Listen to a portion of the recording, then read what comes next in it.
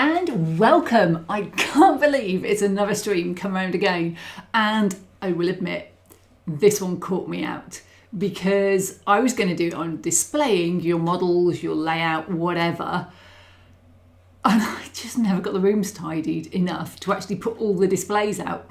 You still can't get into one of the rooms, and it's partly because I'm in the middle of a Kickstarter and I'm busy concentrating on that and getting the little bits and tweaks done. It's partly that I'm really tired and I need a break and I need to spend some time tidying my house rather than working. And it's partly that my spare time is going on Starfield, but perhaps more of that later.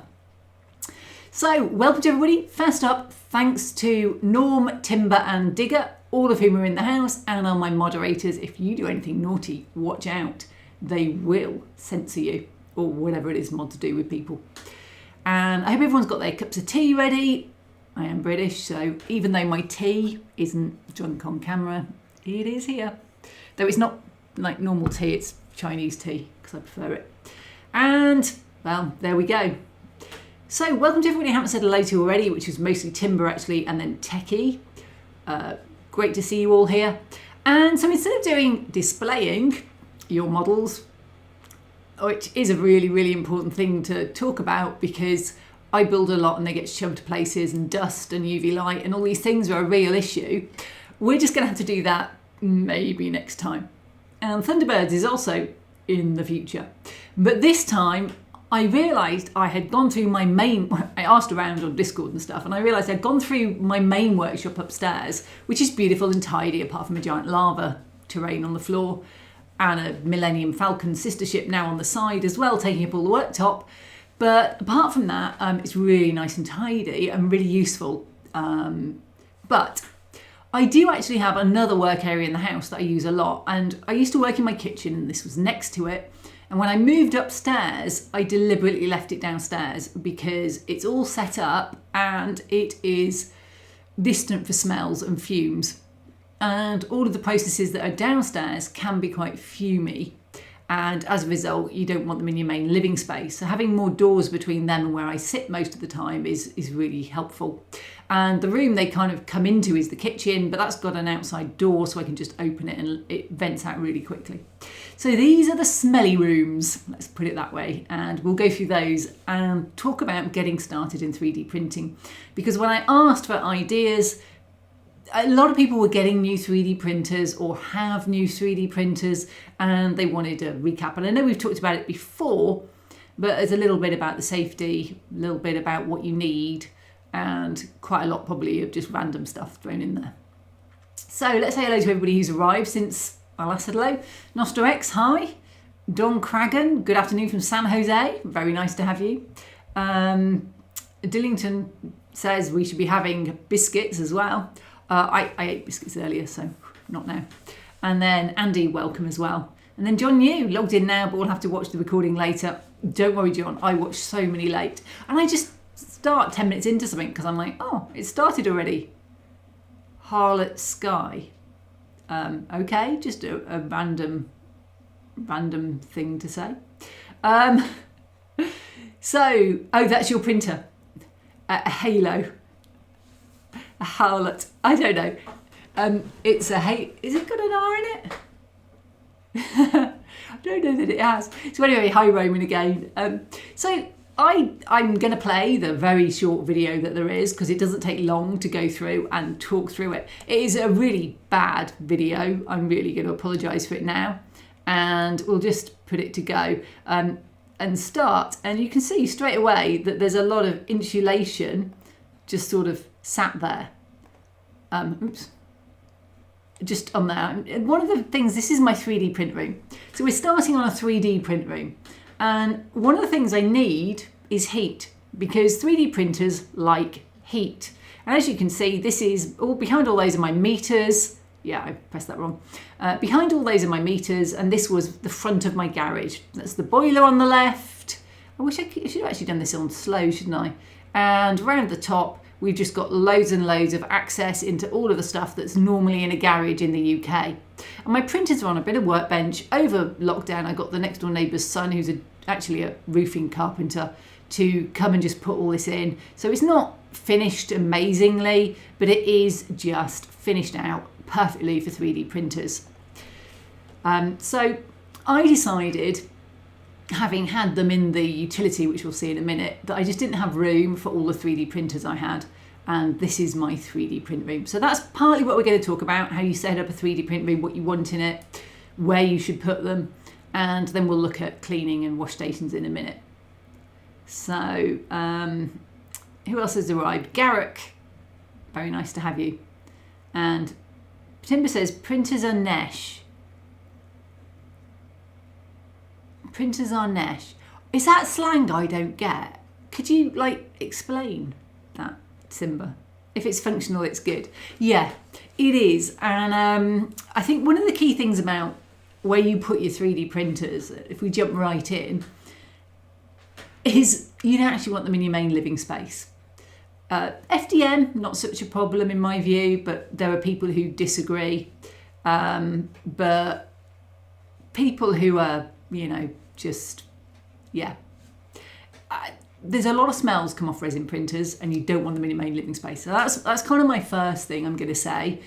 3D printing, people think of it as a thing you do in home, and it is, just like airbrushing is something you do at home, and spray painting is something you do at home, and all of them give off lethal chemicals, which once or twice probably isn't a problem, but if you do it a lot and it sits in your main space, you will notice people. And I know there are people who have reactions. I have a lot of headaches and I don't know what they are. I don't know what triggers them. I thought for a long time it was the resin, but I'm not even convinced it's that anymore. So anyway, it's definitely one of those things. Consider where you're going to put your 3D printer first. And let's talk just a little bit further about that. Jaw21 says Baxi boiler. It's not a Baxi. It's definitely a combi. It's one of those similar ones. And it stopped working a while ago. It was going cold every now and then. And the guy said I need to replace it, but we haven't yet. So yeah, it's still limping through. And when it does, he's going to have to just take a bit of the plasterboard out and put the new one in. Timber, of a person weak and delicate, in particular in being susceptible to the cold. Okay, right. Okay, thanks for that. It must be some northern speak. SJ Trainwell, good evening. Simon, everybody seems to know everyone's names. I get people email me separately, which is how I know some of the names, and I see them on Instagram with different names. So Andy, yeah, you need good heat and ventilation. So Maine or Potterton, I think it might be Maine. I think it might be Maine, or it might be. It's one of those really plain, simple names. So yeah, they all use the same ones. So there we go. That's my boiler. Very exciting combi boiler. And it does a good job actually of keeping this area slightly warmer. So it is useful to have it in there. I also feel it sucks in air because it's burning and it throws it out. So the number one thing, when I specified my all singing, all dancing 3D print space in my very crowded house, was I had to be able to shut it off from everything else. Ironically, over the summer, I've just been running my FDM printers, and with 4 of them running, it easily gets to 28 degrees in there. And at one point at 28, my prusser was heat creeping on clear filament, which I was doing a lot if you think of my lava. So I actually ended up leaving the door open to keep it cooler in there, which is just ironic. But only when I was running the FDM. When I ran the resin as well, I did shut it. So, yeah. So, what would I put in a 3D print room if I was building it from scratch? Well, I'd put a ton of ventilation, because FDM gives off sort of volatile heat compounds, really. But in some ways, you don't smell them. I don't think they're as noticeable. And FDM is the squirty plastic ones that you see up in front of you now. People less bothered about them generally. But they also are very hot, and they could easily burst into flames. People often talk about their 3D printers, having fires and things, especially back in the day when you had less reliable ones. So between me and my main space, I have the door that I said I keep shut to keep this separate, but it also is a fire door because it was the old garage one. So that means that at least I have a little bit extra, and I have smoke alarms and stuff in there. So there is something to consider about having a fire extinguisher in there, having smoke alarms, having, good ventilation. Ventilation is actually I've just got a little kitchen extractor, sort of, one of those little, like one of these ones in there. And I wish I'd asked them to spec it a bit higher when I did it, but I actually, I think I just got an electrician to put one in without thinking, really.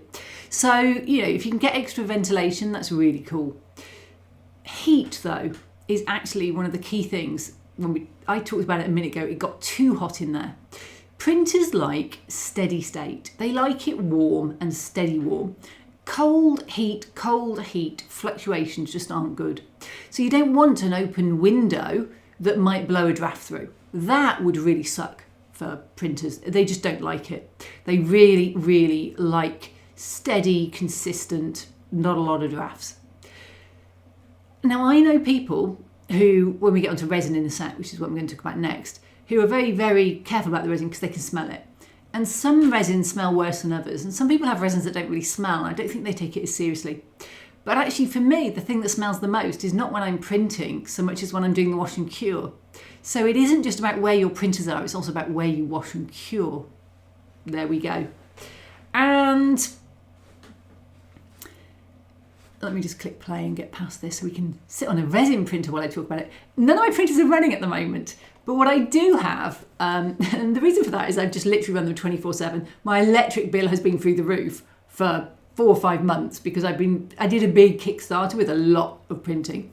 Learning point there about not having quite so much to print. Literally all 4 of these ran 24/7 for probably 6 months, maybe 7 or 8 months.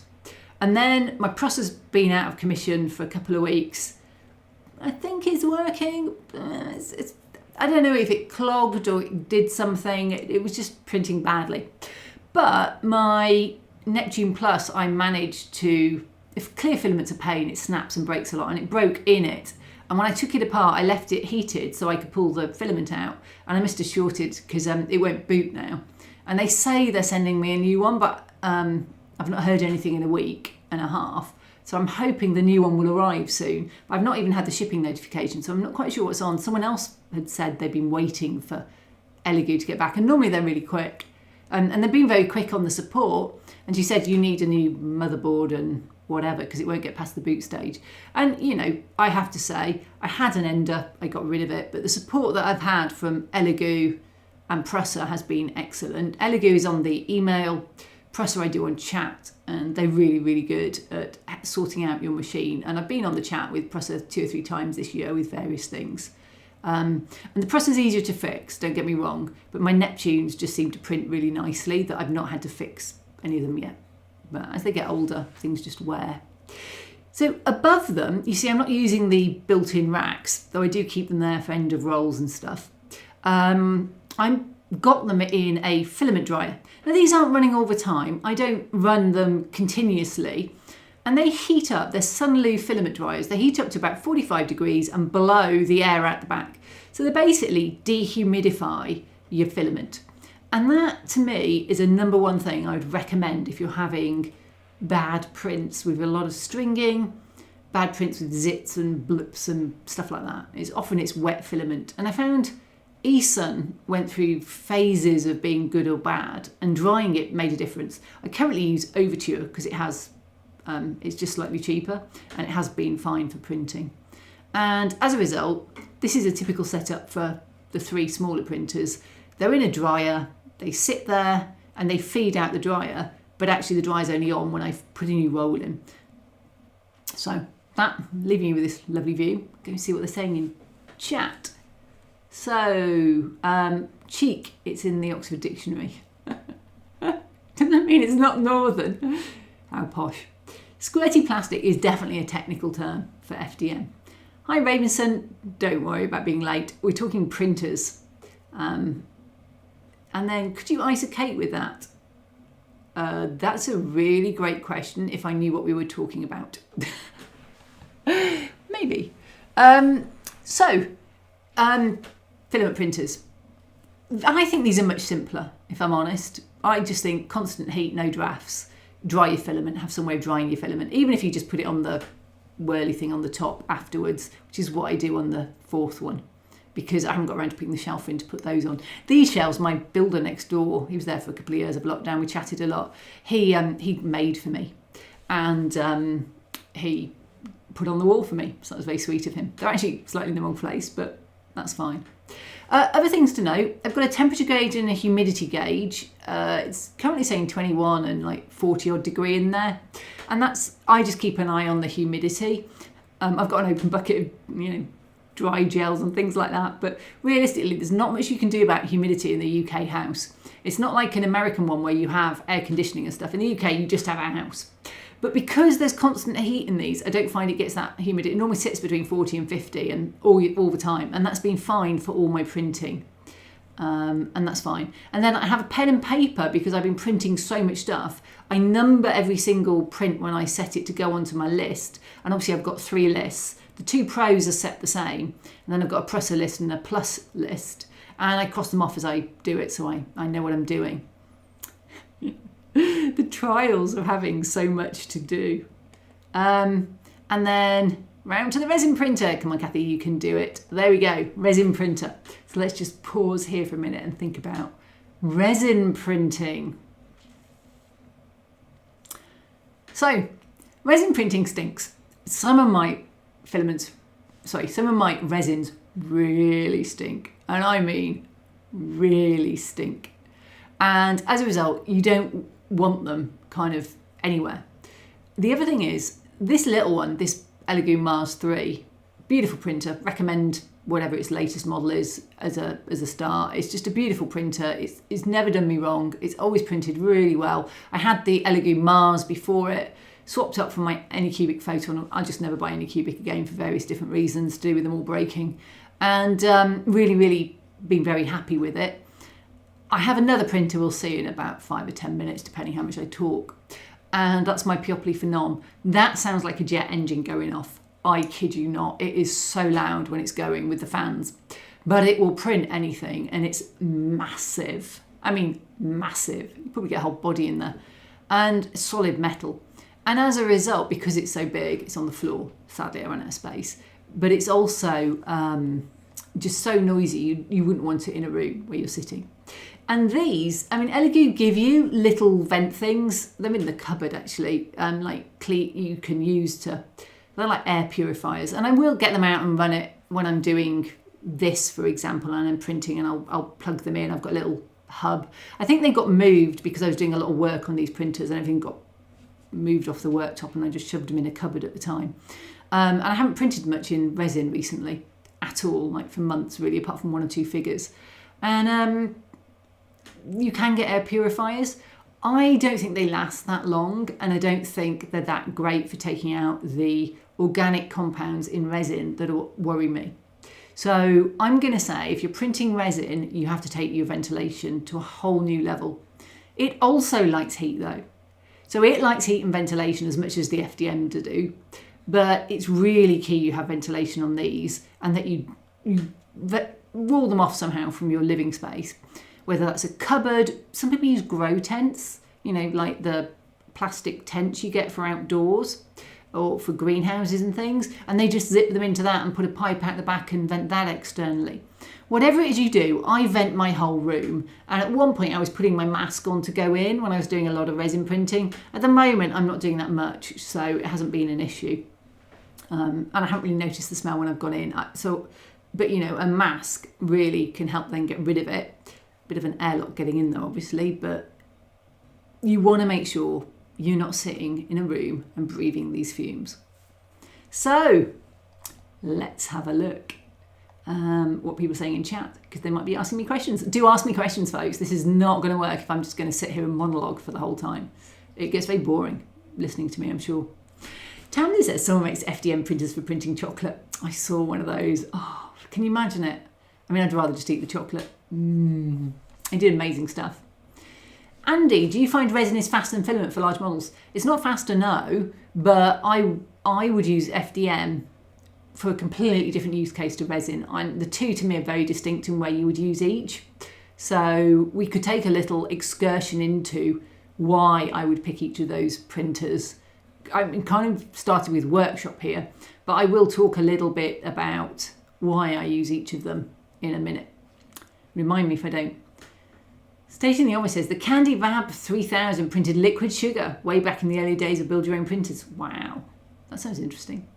Ravenson, I'm very sensitive, but I've never had a problem with the smell of resin. I think it builds up. I think this is the trouble. I think it does build up and it can trigger it later. And I hear people who do it a lot, you know, like when they get resin on the hands and they don't worry about it and then they start realising they're coming out in a rash. Well, if it's doing that on your hands, it's probably doing it in your lungs as well, but on a slower basis. Raven says, I use it for printing details. I think that's very wise. Curly Express, Dwight. I hear that Digger resin stinks long. Yeah. Leave you that one. How many sockets are in that room? Not being sarcastic. Too many. And I tell you why there's too many. I planned to have a printer in a socket and then I ended up putting most of my resin ones onto a universal, you know, uninterruptible power supply, which is under the desk for space reasons. So actually my resin ones all plug into that. So that I didn't need as many as I thought. But actually, by the time you've got air purifiers plugged in, you've got the filament heater, the printer. So each printer has 2 plugs with the filament and the heater. And then there's 4 printers in there, 4 FDM that have that. And then the resin ones probably have got some kind of either a fan heater you'll see in a minute or an air purifier plugged in, plus the the webcam. I have to monitor it if I'm away, which I don't really use much at the moment, but I had out quite a bit. It's more because I haven't got anywhere to put it now that the Peopoly Film, which was its sort of stand, has gone down below. They all plug in. So yeah, I can easily fill most of them, but a lot of them are on the UPS. But it can only take, I think, 3. So a little moment about power then. So FDM, mine have had filament short outs where, you know, the power's gone, and they've all recovered with a slight gap. So on the filament, I'm not that fussed. I know they will recover. And brownouts and blackouts are really rare in the UK anyway. But I have lost the top of a couple of really long resin prints due to power cuts, due to a little flicker with a thunderstorm or something. Really rare, but just always when you're doing a really long print. So I've actually put the resins onto an uninterruptible power supply. And I was printing, and I think it was on my whale, and the power went off. Actually, my fountain outside shorted out, and the pump on it, and I didn't know what it was for 24 hours. And it finished in the 10 minutes that the uninterruptible power supply had, the end of the print. So really, they are worth it and they will save your prints. Resin does not recover, in my experience, from a power cut. It just doesn't. Filament seems to do it a lot better. It must be something about the way the two are set up. So, Ravenson, I still have not an FDM printer because of the high power consumption of these printers. Maybe not. I started with resin and moved on to FDM. So, okay. Is this the time to do the talk? Well, let's get to the end. It's not a long video. The resin I just use is water washable, can't smell anything. And just because you can't smell it, I don't feel it's not there, is one of the problems. Oh, Chocolate Millennium Falcon. Oh, Norm just said Chocolate Millennium Falcon. We actually probably said it 10 minutes ago. Chocolate Millennium Falcon, that would be nice. Ooh. You can achieve a good level of detail with resin printing. You can get a good level of detail with it, yeah. It's definitely the advantage of it. Rameson, I'm living in Germany. The cost for electric energy is awesome here. We have green energy politic here.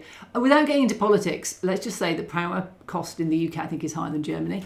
I'm easily getting through £50-60 on a week with all 4 printers running, so that's not great.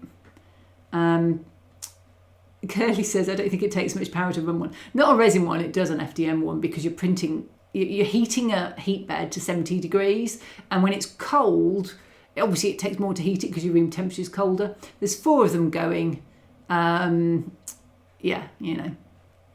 So, Samuel Beckett, hi KM, sorry I'm late to the live chat. What's with the fleece tonight? Given your Star Wars fandom, are you going for a Wookiee cosplay look? Has Superdry dropped you as a patron? No, this is my I'm not working and doing paint top. So this is my little kitty teddy bear top. I don't know, picked it up one day walking through M&S with my mum. I never go to M&S, but she does, obviously. I just thought it was really cute. So Superdry in my work clothes. I'm just always working. So that's why I'm in them all the time. And I get paint on them and I don't worry. But yeah, This one, I don't paint in it. So I've been sat down at the computer doing video editing a lot the last couple of days. So I've been in this. It's so hot though. It is just really hot. It's loungewear. It was in the nightwear section, but it's just cute. I have another one that I really like, but it's a reindeer and it's got bells on. I don't feel I can wear that in the summer. Rameson, because of drying the material, even the granules for injection moulding have to be dried before putting into the machine. Some plastics have a high absorption rate for moisture, and I think some brands are worse than others, and some are more brittle than others when they get damp. So my clear one that I've run all summer for the lava, literally the print head will come up and it will snap because it's bent. Oh, it's a nightmare. And that's what actually ruined the Plus, was it printed for 3 hours in midair because one end got jammed. Not good. Loads of people saying hi. Hi, Lisa. Nice to have you. Lisa wants to get a resin printer, but my flat only has 2 rooms, so not much option for ventilation. So consider a grow tent then. You do need to vent externally, but you know, it depends what you're printing and how much you're printing. Most of my minis, which is what I tend to print them, are about this deep. They're not more than about 6 hours. So if you can consider leaving a window open for 6 hours with a tube hanging out, you could put a little grow tent, just a little one, with an extractor fan going out the window. People do buy filters for inside that are for organic compounds, and there's a little bucket that they vent down into, and you could look at doing that instead. But I haven't found over the years that the carbon activated charcoal, whatever it is, really has been great at getting the smells out, and I think if I can still smell it, it's not particularly working. The other thing you can do, which I've never done, is you can buy a kind of air quality monitor. People get them on Amazon all the time and talk about them on these things. And yeah, you can see how bad the air quality is and try and make sure it's clean. Curly says he doesn't dry his. If you don't have any problems, that's fine. Depending where you live, some people live in places dripping with humidity and they have to. I think certain brands are worse. I just dry mine automatically 8 hours when I get them. But there we go. I think you're overthinking it. I mean rave. I'm not sure who... Oh, rave. No, I think it is... You will find some brands need drying, and it is because they absorb water. And PLA will absorb, but some of the others are far worse. ABS hardly absorbs at all, so you can leave it out. It's not a problem. PLA is worse than ABS. So it definitely depends what you're printing. Lisa, I was going to be painting my Warhammer 40k minis this weekend, but wound up working on my Skyrim mods instead. I was going to do all sorts of things this weekend, and I did about half of them, and then played Starfield. Little diversion into Starfield. I am so loving Starfield. I love big RPGs like Mass Effect. And for those of you who are going, what's Starfield? It's a video game. And I remember chatting to a model railroader who said he wouldn't let his son play video games because they're a waste of time. And he felt you should be productive with your hobbies. And I'm looking at his model railroad thinking, but that hasn't achieved anything either. All you've done is produce something, but it's still not actually cured cancer or done anything worthwhile in the eyes of many people. Hobbies aren't for doing worthwhile things, therefore absorbing your time and getting away from the rest of your life. Well, now my life is full-time modelling and I'm kind of a bit burnt out really and I need a break, but I'm just getting through this Kickstarter and then I've got 4 months to the next one. So I'll probably take a couple of weeks off. I've been, of an evening, instead of working, because I normally work all day and all evening, I've been playing Starfield. So I've got my cargo lifts all keep failing. I can't work out. I can't get my cobalt, nickel and copper to come off one world. Everything says it's working, but the cargo links just aren't transferring. I'm just joined the Crimson Fleet. I've got my little nice ship. I just modded it this afternoon. So I put on some modules, moved it around, made it look a bit cooler. I'm really excited. So anyway, you will see some inspiration from that coming out of my train because I love hard sci-fi like Starfield, Mass Effect, Titanfall.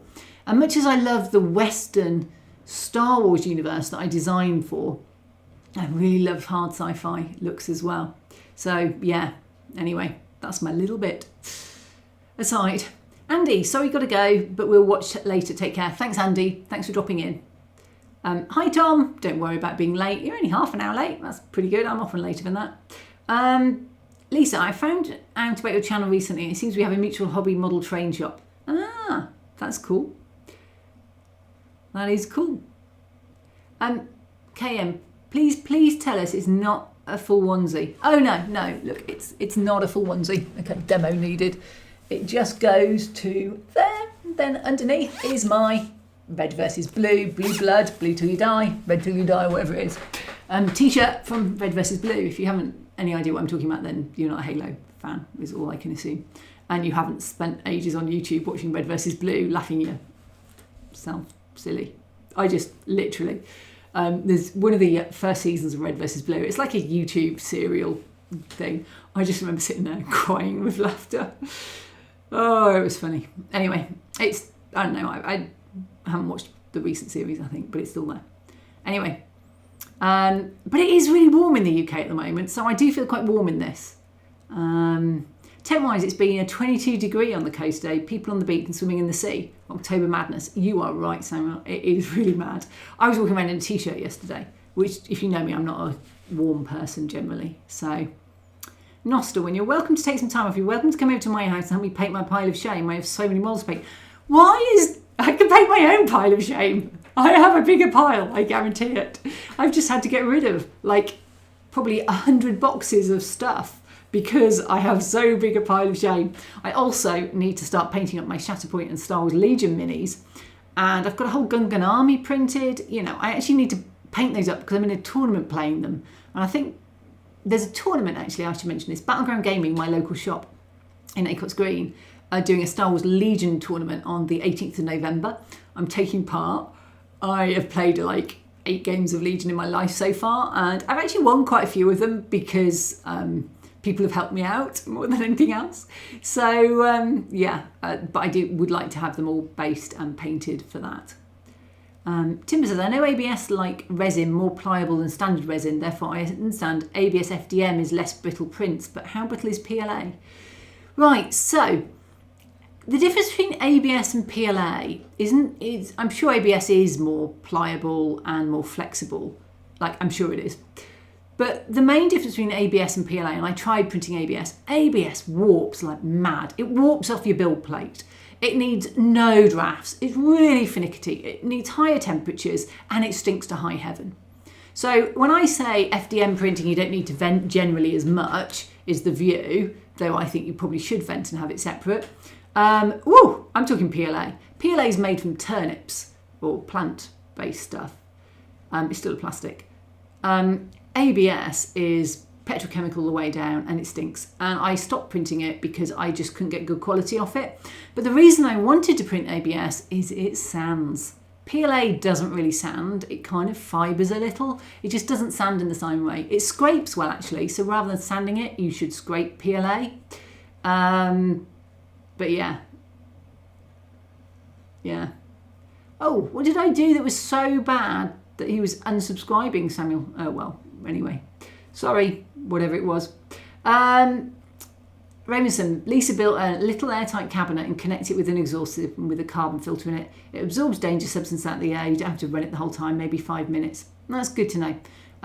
But yeah, airtight. People use grow bags, as I said. It doesn't have to be anything particularly massive. The point is that you just want to get it out of your breathing air. Tamsin says PLA isn't particularly brittle. I think the biggest problem with PLA I see is people do massive cosplay props in it. Take them somewhere hot in the US generally, but could happen in this country, and leave it in the car for 10 minutes and it melts. They will warp if it gets really hot. So there we go.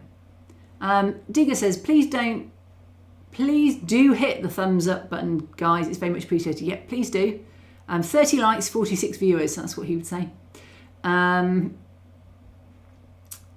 Please do it. Okay.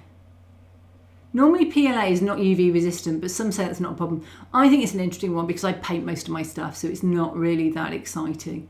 Yeah, you know, if you're going to paint, UV resistance isn't a problem. If you want to put it in outside in your garden, I think it can be a bit of an issue. Tell them, Digger, they don't need filters for your resin as long as you use water resin. I think that's rubbish. I'm sorry. Water resin is still resin.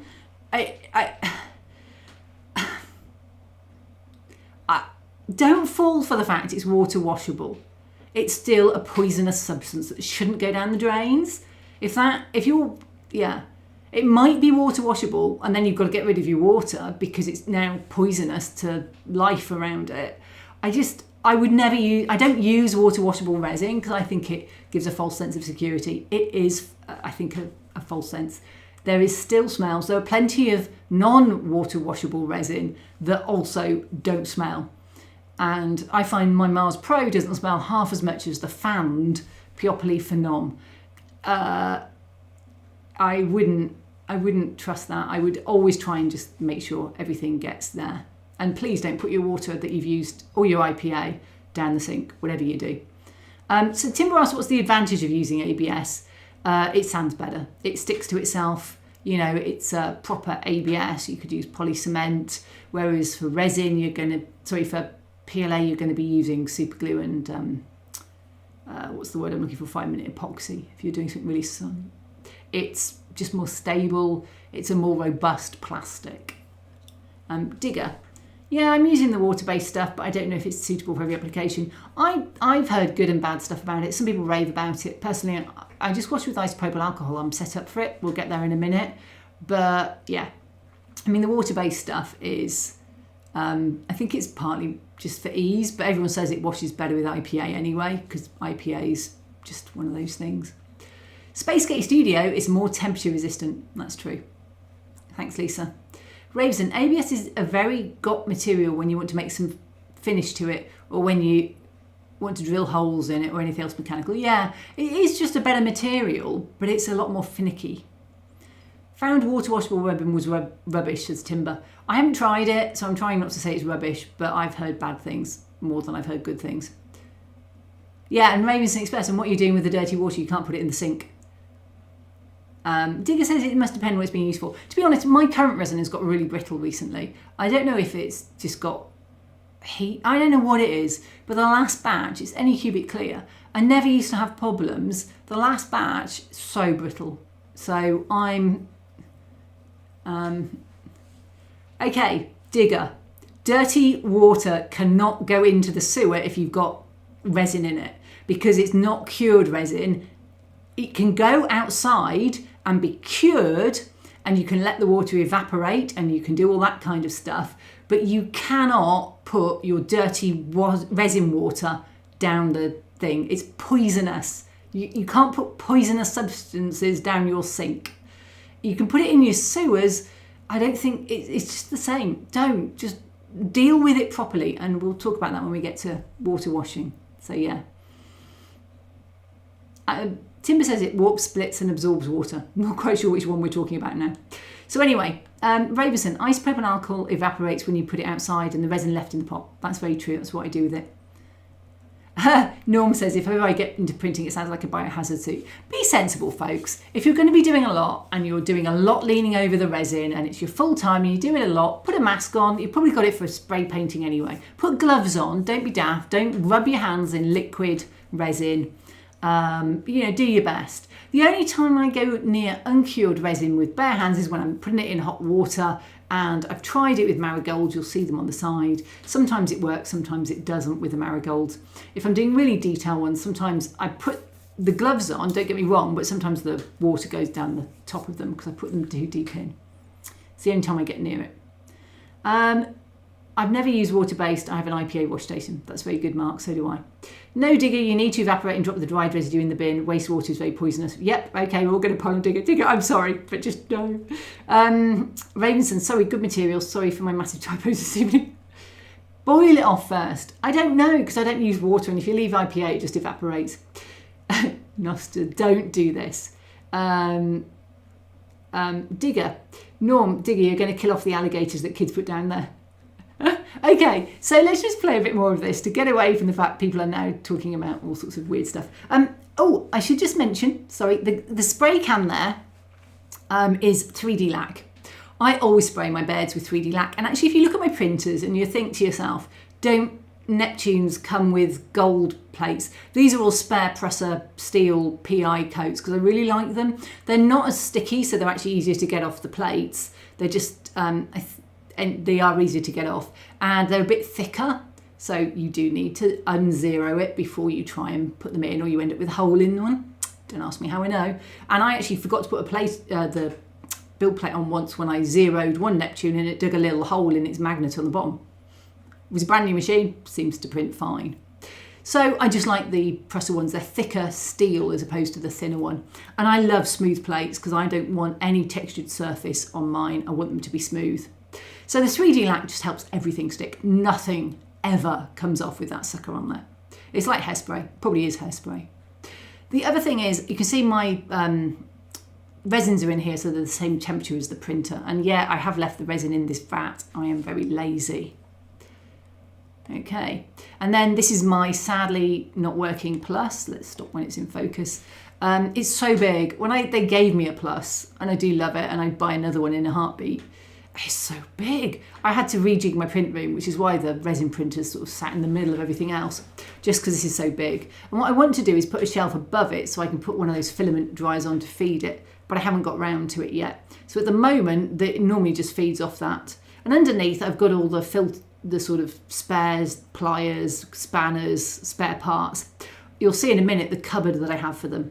I also have my heater, and when the Peopoli Phenom's going, I will plug that heater in. It's on a box so it doesn't squirt at the electronics which are in the base, but I'll have that playing on it just to keep it warm enough, because that is Siriatech and it wants to be about 25 degrees. And down the back here I've got my RGB old Elegoo Mars and my whale, my Nova 3D whale, which is a beautiful little printer really, but I had a lot of problems with things not sticking that well. But beautiful little printer, and just don't ever use it because I just don't use that size. I either use the big one or the little one. So now we're on to wash and cure. Let's just check. So Digger, you can see why we only deal with custard. Put wastewater, so Timber says, put wastewater in a clear bottle in the sun. Once cured, it is fully... Put wastewater in a clear bottle in the sun. Once cured fully, it is safe, but will block the sink, so let evaporate and put dried mass in the bin. Yes, indeed. It's a lot safer. Can you use the custard for printing? Probably not. So where do you dispose of the IPA, Timber? Wow. So the IPA evaporates is the short answer, because it's a lot more able to evaporate than water. So I just leave mine outside and evaporate it. Right, so let's talk wash and cure, as that's more or less where we are. I have 2 pre-washes on mine, a dirty one, which is the first wash, and I swish it in there, a cleaner one, and then I have a proper Elegoo wash and cure. I actually have 2 of everything because one broke, so I bought a spare one, and it came with a spare cure station as well.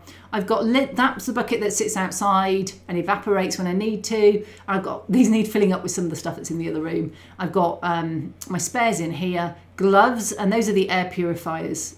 Oh, these are resin bits. The light's gone out above it. Sorry, I must change that bulb. These are what I use when I do a tank clean. I put these on the base, do a tank clean. The tank clean sits to that. I pull out the cured resin. I never need to take my vat out of the printer. And then those meshes for straining resin out of IPA. And the air purifiers were Elegoo. And then I never keep it on. I always keep it off because it's quite heavy when it's full, that vat. And actually, let me just go back and just talk a little bit more about these pre-washes. Loads of great skimming here, Kathy. No, we're not going to see it. We're going to have to go back further. Sorry. Very professional, this. Okay, so pre-wash. Here we go. Let me just pause that. So if you look at these were clear plastic containers for the kitchen. And they're kind of locking on the side. And this room always stank of IPA, sort of off resin IPA, whenever I walk through it. So what I've done is I cut out some craft foam. Not ideal, rubber would have been better, to be fair, but it's something that's squished, and I stuck it on with double-sided sticky tape and put it in the gap. And now they're really to get shut, but they do actually, it stops a lot of the fumes. And I find that these sat here with the IPA and the resin mix smells far more than the actual resin printer because it seals, whereas these just weren't sealing. So do be careful that your wash and cure station is well ventilated, that you do it somewhere and that you put these in properly sealing containers, because these just weren't sealing well enough. Even though they looked like they were, they just weren't. And when you compare that to the Elegoo wash and cure station that I got this, it's the Mercury X, then you can see they've got blue rubber seals and they don't stink at all, but it was these ones. And I did say, for those of you wondering, I have a bucket I just put outside that one, and when these get a bit dark and dingy and they're no longer clear, the pre-washes, and they start evaporating off a bit, what I do is I stick them in the windowsill, and just a nice sunny one, you can watch the resin in them go white and come out of solution in a sunny day. And I'll put them there, and then it will sink to the bottom, and I'll decant them between all of the containers outside, and because they do stink, I'll decant them between the containers and strain out eventually the resin. Then I put the resin in a plastic container that I'm going to dispose of like an ice cream tub, and leave it outside till it's all nice and set, and then I put that in the bin, but it has to be set. So let's just see what people say in chat. So let's skip the custard for a minute. So I dispose of IPA, to be clear, by leaving it in the sun to settle out. I then take out the resin, which is solidified at the bottom, and I've got those cheese strainers which I often use to get rid of it, and I leave it under the eaves of my house where it doesn't get rain in it, and I just leave it to evaporate out. But I rarely ever dispose of the IPA, because I find over the years of using it to wash, it evaporates out and it gets washed and it sticks onto the models and they go on the side and blah, blah, blah. And what happens is I end up using the first sort of box, the wash and cure container full of IPA, as clean, and then it goes into the next box and it stays there until it gets quite dirty, and then it goes into the last box. And I have to say, I've never really had to get rid of IPA because they just seem to have evaporated out of those containers over the years, so that's why they're only half full. But I've probably filled up that wash and cure 2 or 3 times in that time. So yeah, you can dispose of IPA, but you can put it in the sun. Now, a lot of people will say that IPA is not clean. It's definitely not clean. So they say it's got suspended resin in it still. You can never get it to come out of suspension. So it's okay as a pre-wash, but after a while you should swap out your IPA in your main wash and cure, especially if you're starting to get sticky prints. It's because it's probably got too much resin in it. And you can reuse it a lot for, just the whole pre-washing. And the more you pre-wash, the more of the resin you get off, the less goes into your cleaner wash that has all the whizzy stuff. And so it's more likely to stay clean for longer. So there we go. Samuel, since your last chat, my Elegoo is still in its box, looking for some motivation to start. Some advice, please, with where to start. Presumably what you're using prefers you free. Should I pay for Fusion? No. So let's finish the workrooms, which won't take long, literally on the wash and cure at the end. And then I'll talk about 3D printing more generally for the rest of the time. What IPA percentage do you use? I'm in the UK, I use 99%. I buy it 6 litres at a time off Amazon. It's gone up a lot in price over lockdown, but hasn't everything. But I make sure I buy 6 1 litres because they're easier to deal with. The 5 litre one I kept spilling because it's just a massive container. So buy 6 1 litre containers. It's more plastic, but it's better. Timbers says, I've kept all of mine. I'll use a distiller to reclaim it all. It's a bit of a business, so I won't do what most do, which is to just let it evaporate in the sun, then bin the residue. So I let an amount of it evaporate in the sun and bin the residue. But yeah. And Timber says 100% else, the prints will absorb the water and eventually warp. Yep, okay. What kind of software are you after, designer preparing? We'll talk software in a second. Could you put the IPA through a fine filter? If you've put it in the sun and got all of the resin out, you can. I use a cheesecloth filter, but it doesn't get it all out. When you look at that resin and you drip it on a worktop, which I've done, it leaves a clear, shiny residue. So you never get all the resin out, no matter how much you cure it with UV light. It's like there's an element that just stays in solution in the IPA. So Graham's also saying he doesn't know where to start. Okay, we'll talk about that next. Yeah, and that's what Timber said. It only catches the cured resin. There'll still be loads in there. Yeah, it's true. Just drip a bit of cleaned IPA, which has been used to clean resin. You know, even if you put it in the sun, it's always got residue in it. So, I mean, this was only a 5-minute video, which I've eked out a lot, and we've only got 2 minutes left. I tried curing these with the supports on because my lightsabers were bending all the time and her rocks were a nightmare. So we'll see how that goes. These are my cured ones just sat there. These are cured, that's why I'm handling them. That's a Neku. And these are my 2 cure. I have 2 only because I broke one wash and cure. And then I actually managed to fix it, so it's at the back as a spare one now. They apparently detach quite a bit, but I was desperate because I needed to get something done and out for a video, so I just got one next day delivery on Amazon and then worried about it later. And then my filament, there's the Amazon delivery, lives down here. It's very empty at the moment. I probably should get some more. And spare 3D lac. And then my resin kind of lives in here, the ones that aren't in use, and spare, proper filaments that are just, in use. I've got some casting resins and some ones I need to try but haven't yet, which have probably gone off by now. That's my airbrush stuff, airbrush filters. That's my UV curing station I made. And then that little wheelie trolley is all my airbrush stuff. And the other thing in this room, which I'm going to talk about briefly, is my airbrush is in here because it's also stinky. I put the LED strip on myself. It's a bench vent, A3 one. That's so dark down there. I couldn't get the light to get down there. That's where my compressor lives, and my airbrush is permanently set up. And I've got an extra fan vent to the side. Store all my stuff in there. When you open that door, you can smell that it's got lacquers in there. And this is an extra vent. This is from one session of spray painting. You can see how much paint there is. I just take it and wash it out with water. It's just normal airbrush filter, the blue filter stuff you get to put in the back. And this is where I put hot water in here.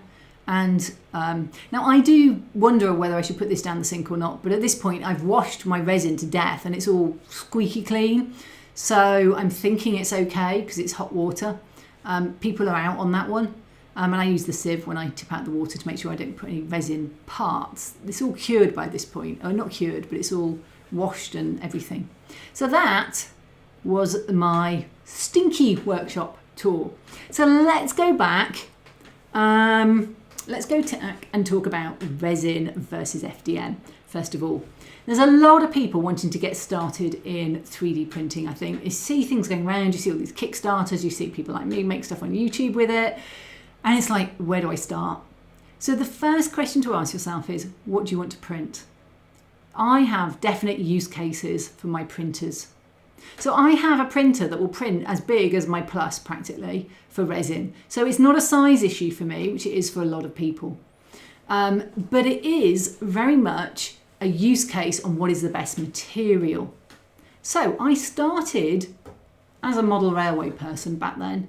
I started with resin. I started with an Anycubic photo, one of the original ones, and started with resin because I wanted to do detail parts because they cost a fortune. They don't sell for very much when you flog them off to dealers, but they cost a fortune to buy. And you're very limited. You have to have whatever they want.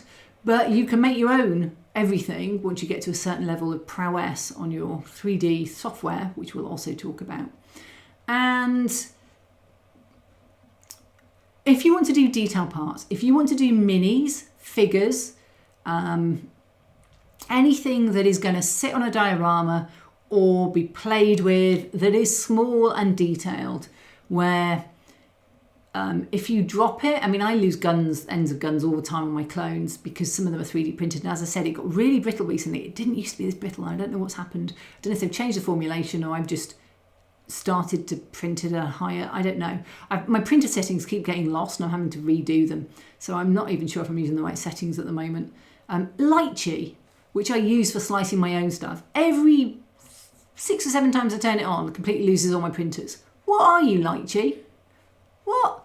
Anyway, I've got them all saved, but I lost them somewhere in between. I've also got a Jitterbox I've gone back to. Talk about that in a minute. So I use resin for detail. Figures, people, minis, detail. I use FDM for anything I want to be dimensionally accurate, non-warping, and big. I've done big resin prints. I've done ships, like, get the angle right, about that long. My Type S is, you know, this big. This big. It's kind of, whoa, that big. It's massive. I printed my lat, which was on the trailer at the beginning. Again, that's about that big. Printed that in resin. It's getting the angle right. You know, it's fine. It'll print. I can print it. They warp. They warp. The Type S had a very thin top and a chunky base, and I'd done it at half scale anyway. I just didn't want anything as big as the proper Type S. Look at the size of my Millennium Falcon. You can only print 1 or 2 of those in your lifetime. And I love my Millennium Falcon. Sister ship. And what happened was the edges, which got to a narrow point, which was fine for FDM, just went like this. And it was a removable top. And every time I put it on, I just see the gap. And it was doing my head in. And in the end, I ended up spending a lot of time converting it into a solid print, obviously hollowed for printing, but converting it into one piece and just printed it as one piece with a few holes in it. What can I say? I've had so much warping with resin. People tell me if you cure the inside of things, it will get rid of it. But actually, one of the key things to do with resin is different thicknesses of wall will warp, it will cure it and shrink at different rates, and that's where the warping happens. So if anything comes to a point, it generally can warp. I had a stone wall I did that I hollowed for a building on my old layout, and I came back to it a few months later and it was like a banana. I mean, I had one resin that was a Pioppoli Neo resin or something in clear, and it was like rubber and it just warped. You couldn't even glue it straight. It would just warp off the glue. It was horrendous. So overall, I don't like resin for big pieces because they warp. It's also a lot more expensive for bigger pieces. And if you get a fail, I had 2 of the main bodies for the lat fail because I was using their supports with Chitterbox. And the Pioppoli with Lychee. And Lychee mangles Chitterbox supports. It does. And it's not just there. I've had it with several designers. Print perfectly if you print them in Chitterbox. If you print them in Lychee, Lychee just mangles the supports. It puts supports through the body of things that aren't there in the file, and it just prints garbage. It's awful. So never use Lychee to print pre-supports that you know were done in Chitterbox. Work out what your designer used. You can normally ask them, and use the same slicing software. But you know, it's just there. So resin detail for me, FDM big prints. But FDM has one massive drawback, and that is the layer lines. You can minimize them, and the reason resin has smaller layer lines is A, it's not squirting a round amount of something out, it's curing a flat piece with a square edge. So you get stepping in resin, but you get rounds in FDM. But what it's doing in resin is normally a quarter, maybe of the size that you might do FDM in. And FDM takes a long time, especially if you go to finer detail. So if you're doing a massive ship like the Millennium Falcon, I did it mostly at 0.2, I think. Some of it at 0.16 and 2 pieces at 0.1, which were the very detailed work bits. I did the sofa and the sort of joysticks and monitor sort of section at the front. You really can't do much big stuff in 0.1 though, it takes forever.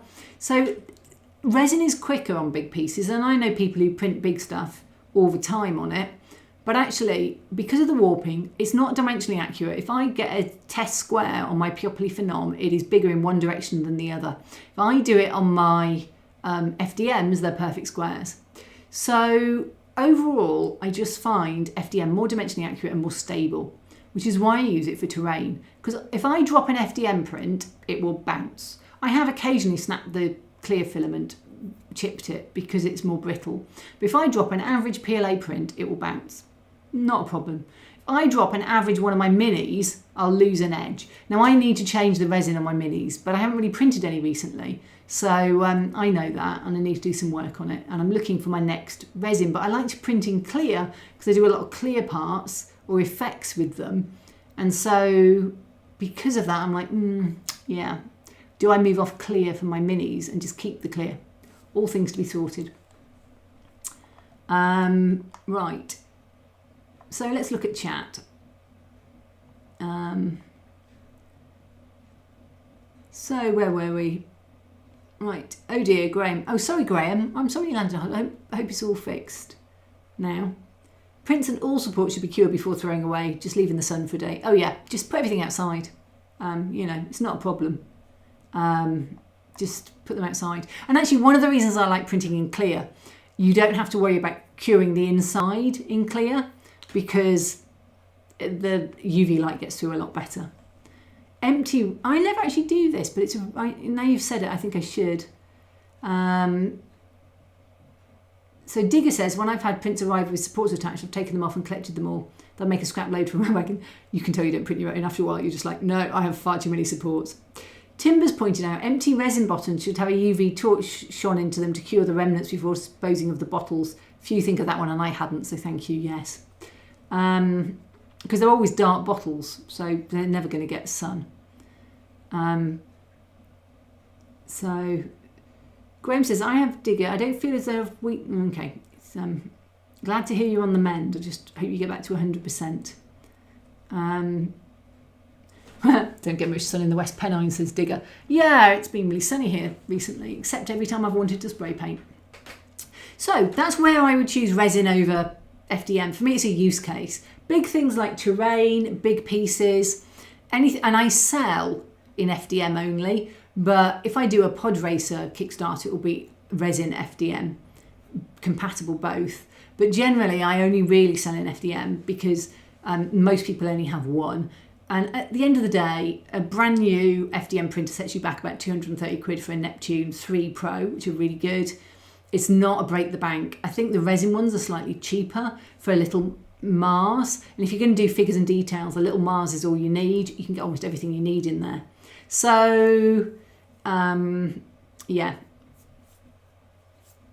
It's a matter of what you want to print. It's your answer. So right, you've decided. Let's take the first one. Let's go with FDM because it's simpler. I've decided I want to print FDM. What do I need to know? Well, apart from all the workshop setup that I've talked about, drying and keeping it nice and constant, all that kind of stuff, your printer will probably come in 2 or 3 pieces.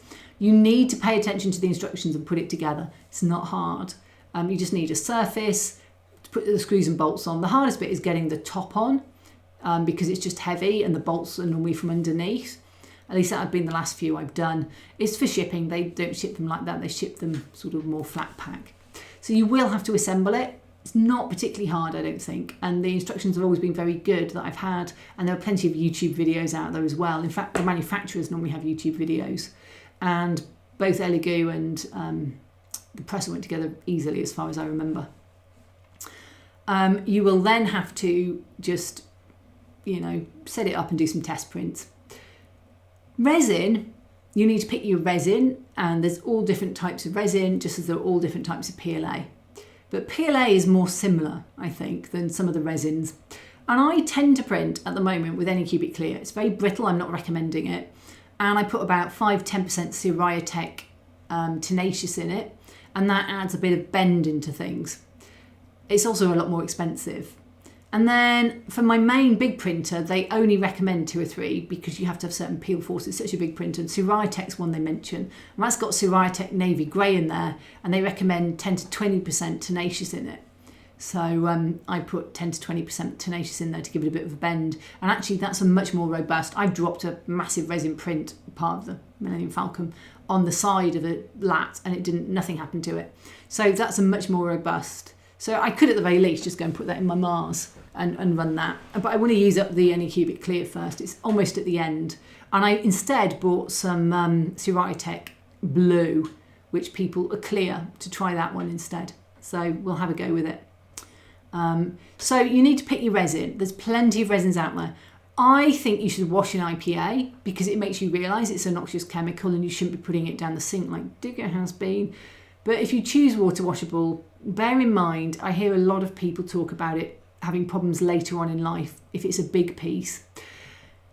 And there's both of these, whichever one you pick, you're going to have a computer and a certain amount of skill to be able to load up a computer and load stuff onto cards or USB sticks. You could go the whole hog and put them online. Some of them are online now. but I just do all mine on SD cards and USB sticks still. I did have a proper Octoprint setup for FDM, which is a very fancy Raspberry Pi setup, but when I went to more than one, it was just easier to use the SD cards. It's easier to manage as well for me. So that's what I do. You need slicing software. And this is what you need to start with on your computer. You need slicing software to take a file, which will be an STL file generally, but could be 3MF or something else, to take a file that you've got for your 3D prints and put them into a format that your printer can read. Because your printer goes slice, slice, slice, slice, and it prints those layers. If it's FDM, it squirts plastic out and goes around with a nozzle and does a layer, goes up one, does a layer, goes up one, does a layer. If it's a resin printer, you've got your clear plate, your clear screen at the bottom, your UV light underneath, your screen that blocks the light on and off. You've got your clear FEP, you've got your VAT, and then you've got your build plate going up and down, and it builds up and down, layer, layer, layer, and you get it hanging off your build plate. All of it is in layers, and you need software to convert your STL, which is a 3D file, to layers. You can use some softwares for both, but actually I've got certain ones I use. So I used Cura for FDM for years. Much prefer it to Process Slicer. I still actually prefer it. And then Cura stopped working. It just hung. Wouldn't print. Tried to get it set up. Bear in mind, this was when I was printing 24/7 and it wouldn't print. Elegoo, I couldn't get set up on it. I went and read it was a new version and it wasn't working with Elegoo's. I was just like, life's too short.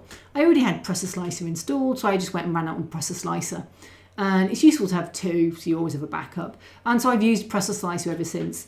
I actually prefer the way Cura does its graphics. I prefer the way it's set out. People rave about Process Slicer. I haven't seen the benefit. It's got some annoying things. But what is nice about it is it does split the filament out.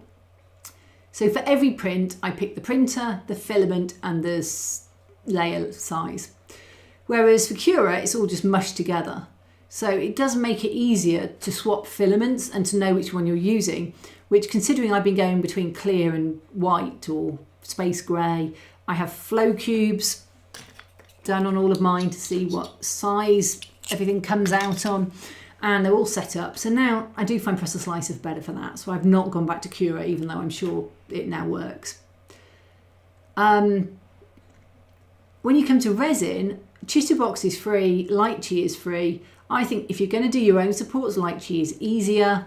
If you're going to use pre-supports models, then Chitterbox is going to work great. And I have it installed for those use cases I talked about with problems using people who have done Chitterbox supporting in Lychee. So there we go. I probably will mention calibration next, as I've just touched on it. So once you've got your printer, you've got your model, you'll probably end up printing something like a Benchy. I'm not sure actually, do I have a Benchy here? I used to have a Benchy around here. Hang on, arm's not long enough. Here we are, loads of calibration cubes. I am coming back, don't worry, I'm still here. Wow, okay. This is a pile of calibration cubes. This is a Benchy. So people talk about Benchy. This is FDM we're talking here. And you can see it's grey. Don't know which one it is. I don't even know which printer it is. Med. Oh well, I used to write on the bottom. You can get fancier ones, like this is one which will do overhangs and temperatures, and these are useful. How fine will it print? Does it print holes? You've got holes, things like that. So you can get ones like this, and you can just print a cube, ZYX cube, to check your calibration is right as a cube. And I always do, actually the thing I do more than anything else, and it's the only thing I've really done on the latest ones, because I've been printing with this filament for ages, so I know its temperatures, is, let's choose one that doesn't fluoresce, is a flow rate cube. This is just a cube printed with one wall, which is 0.8, so it's one squirt of the nozzle going round, one base layer, and no infill and no top. So it basically, you can then go and add, you can measure with a micrometer, which just happens to sit on my desk because I do a lot of these. You can measure with a micrometer how thick each wall is and average them out, and it will use a percentage to tell you whether you're under or over extruding. And that's really important because some of my filaments run at almost 1 and my Neptune Pros run at almost 1. And actually I could probably just leave them at 1 and they'd be fine. My Prusser reliably is 91 to 95 on almost the same filaments. So each filament is different on each printer. I've assumed my 2 Neptune 3 Pros are the same. Dangerous assumption, but it's too complex to manage 4 printers worth of cues, I told myself. So yeah, you do a flow cube. Now for resin, you can get the cubes of calibration, the cones of calibration, or Siriatech actually, Amera Labs. Loads of people do similar calibrations, but I just don't have them to hand, that you can use for resin. And in some ways, resin's a lot harder to dial in. In FDM, you're only really dialing in the temperature of your filament, and I do all mine on 210, almost regardless. And that's about it really. That's almost the only thing you're really playing with. A little bit of flow, as I mentioned. That's probably all I touch on any of mine. But resin, there's a how much do I expose for? And it can take a longer time to dial it in. If you get it wrong, you don't get any prints at all. They just fall off the build plate. If you put too much on, then you don't get any detail and you're not getting it crisp. In the end, I've aired for slightly less detail and more robust prints that don't come off the supports all the time, because I use the cones of calibration, which is a very well-known one. And when I tuned it to their cones, most pre-supported models didn't work. And their response is, oh, they're not supported properly. It's like, yeah, but they all printed fine with a perfectly acceptable detail level for me at something that your cones say is overexposed. So I've just gone back to being overexposed and I'm happy with it. So yeah, you know, there is definitely a balance for what you want and how much you're willing to spend time-wise tuning your printers. But it is worth learning the basics of maintenance. How to change your FEP will be something you'll come across on a resin printer. No matter how much you try, eventually your FEP will wear out and you'll have to learn how to do it. And that's the clear bit of plastic at the bottom of the vat. On your FDM, you will eventually get a clog and have to change the nozzle. I've changed my hot end on my Prusser once. I've changed the nozzle 4 or 5 times. I haven't changed it on the Neptunes yet at all. And I've had to retune the Bondtech gears 4 or 5 times. So, you know, over the years, the biggest problem is working out what the problem is when your prints start looking rubbish. Oh no, what is causing this problem? And it's slightly different answers for FDM to resin. But there's plenty of support discords out there, Facebook pages for the groups that will know what the problem is generally when you go and put it out there. So there's my bit about calibration. So, stating the obvious, has run out of cheese and he's going for coffee. Well, he's probably back by now. How do you print barrels at 1/87th scale? Wooden barrels. Now, that's an interesting question. So, first of all, you need to get a file for a barrel from somewhere. There are a number of places you can get files for barrel, and this is regardless of whether you're doing FDM or resin. You will always start with generally an STL file. Some people do 3MFs, and they're generally more on the FDM side, and they are a plate of STLs, but they're a lot smaller, which is why people sometimes do them if they're hosting their own stuff. So you need an STL file. When I started printing, never designed anything, and I used to go to Thingiverse because it was almost the only place at the time. Now, if you search on Yegi, or if you just search 3D prints, they'll come up. Cults 3D and Thangs also have a lot, as does Printables, which is the Prusser site. And Thingiverse got so creaky, a lot of people came off it. And so you could go and look on there and type wooden barrels, any of those sites, and you'll find loads. Some will be free, some will be charged. There's a lot of great free models out there that I fully recommend. Sometimes though, they're not even printable, especially on Thingiverse. Some of them I've had, they just don't print. They don't come with supports if they're for resin, and they don't come printing. They're not even manifold. So I now need to explain manifold. So an STL file is a 3D print file which someone has created. This cube here this cube here is watertight. There's no holes in it. When you have this file, it's just a cube. That's the brim on the bottom. No holes in it at all. Imagine this cube here, where it's just got sides, and if you wanted to hold the water in it and swish it around, this actually prints because it has got a thin edge all the way around. But if it was set up incorrectly on the STL, this hole could cause this cube not to be watertight, otherwise known as manifold. And so the 3D printer is like, well, I can't print this because it's not going to work. Where will my resin stop? Where will my nozzle stop when I'm doing FDM? And they don't like it. So it's an interesting one. Sometimes Thingiverse and some of these free ones print beautifully. Sometimes they just don't. If they don't, you can try and fix them. I personally just go and find another file. If you've paid for them, generally they should be manifold. Digger's now trying to defend himself, basically saying he didn't put it in the sink, he was going to flush it in the toilet but won't do it now. I think they all end up on my street. The wastewater and the clean water often, stormwater and wastewater often go down the same ones, which is difficult. Timber's given a link, which he can do because he's a moderator. Okay, right. Timber says he approves of Lightsheet. I really like Lightsheet to support him, just I've had a lot of problems printing other people's files through them. Was that an egg boat, Kathy? This is Benchy.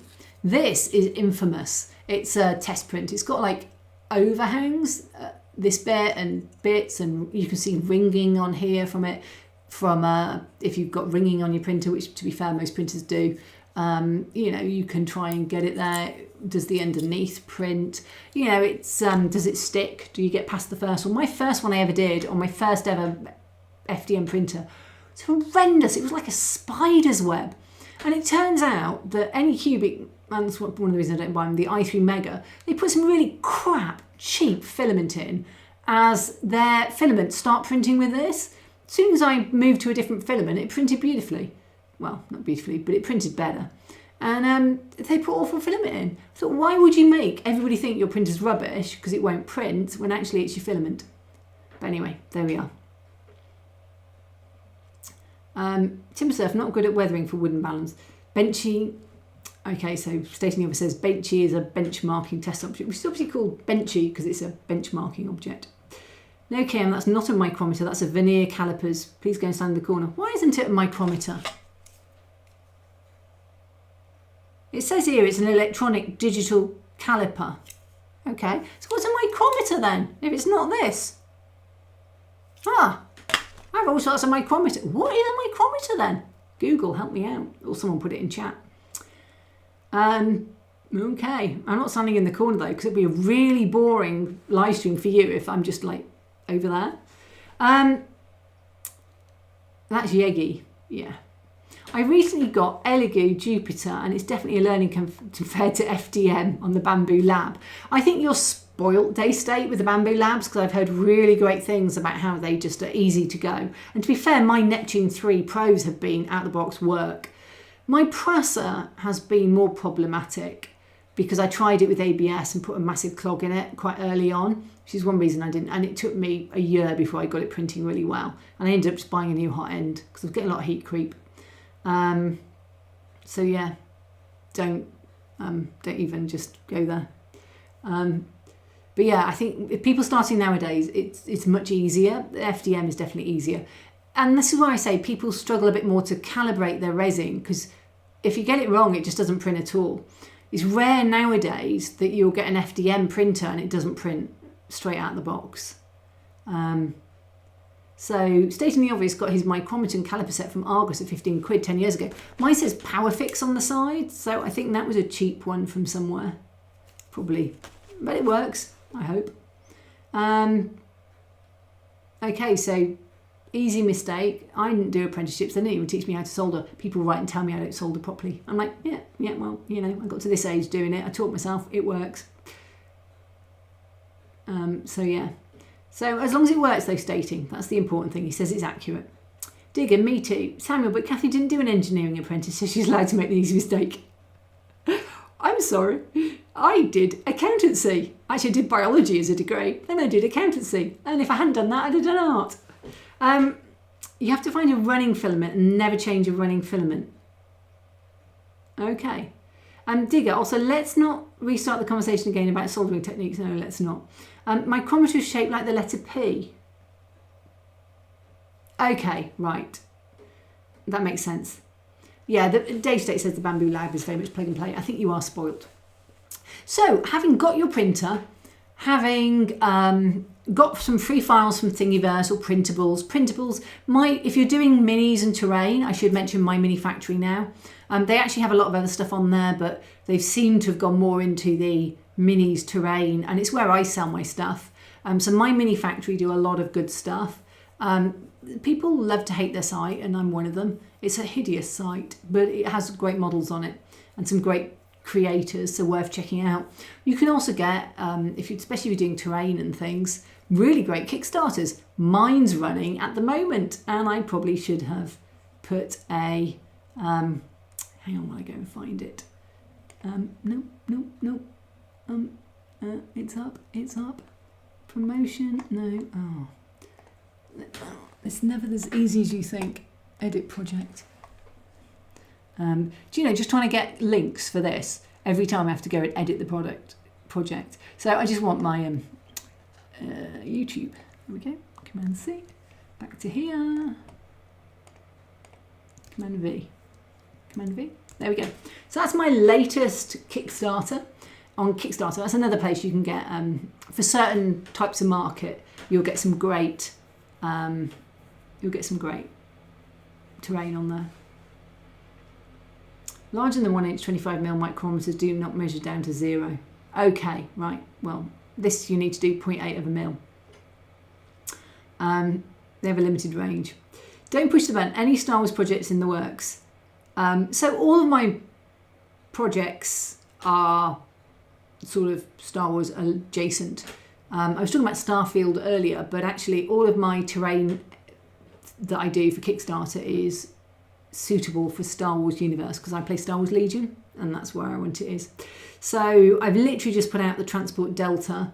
The next video that I need to do this week is the High Ground duel. I have the High Ground OB because I've got the end boards that I've done for my terrain Kickstarter, and I want to do the diorama with Obi-Wan and Anakin, but I'm not chopping his legs off. It's when they're fighting in the lava stream. So there we go. So yeah, loads. And then after that, I think it's a spaceport. Oh, I should have done the poll page. Oh, wow. I am not with it today. Let me find my poll page. Poll page? Okay, I don't need to do that. I just need to go to visit site. Kathy Miller. I think it's the poll page. Right, yep, there we go. Oh, 2 things coming at you here. So, there we go.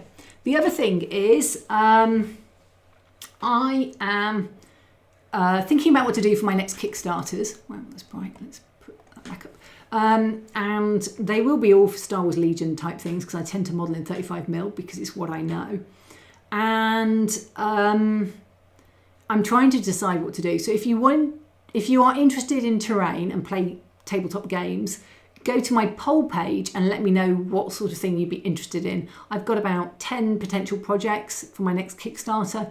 Spaceport is winning at the moment, and I'm very keen to do a spaceport because my last one was modular landing pads. So I think it probably will be the spaceport, but I have a whole host of other things that I need to get, and pod racing is on that list, which I'd like to do. So if you were interested, just go and vote on the poll as well. If you could support me on the Kickstarter, I would love it to actually make more money than the last one, which made £7,000, and this one's trailing a little bit, I think, at the moment.